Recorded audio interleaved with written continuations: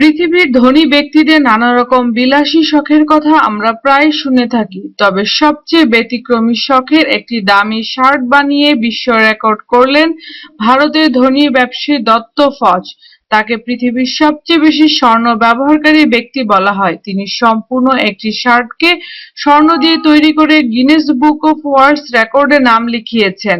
22 carat স্বর্ণ দিয়ে এই শার্টটি তৈরি করতে 16 জন পোশাক শ্রমিকের দিনে 18 ঘন্টা টানা কাজ করে 15 দিন সময় লেগেছে।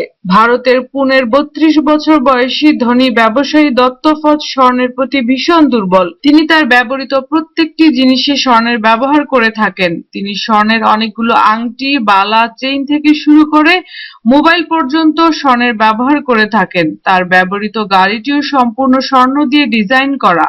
তবে তিনি সবচেয়ে আলোচিত হয়েছেন স্বর্ণের শার্ট তৈরি করে। তার এই স্বর্ণের তৈরি শার্টটির মূল্য 2 কোটি টাকা। তিনি বিশেষ অনুষ্ঠানগুলোতে এই শার্টটি পরে থাকেন এবং এই শার্ট পরিহিত থাকলে তিনি সিকিউরিটি গার্ড নিয়ে চলাফেরা করেন। শার্টটির ওজন 3.3 কেজি এবং এই শার্টটি কখনো ধোয়া যাবে না। স্বর্ণ মানুষ খ্যাত দত্ত ফজ তাই ইতিহাস হয়েই থাকবেন তার স্বর্ণের ব্যবহারের জন্য।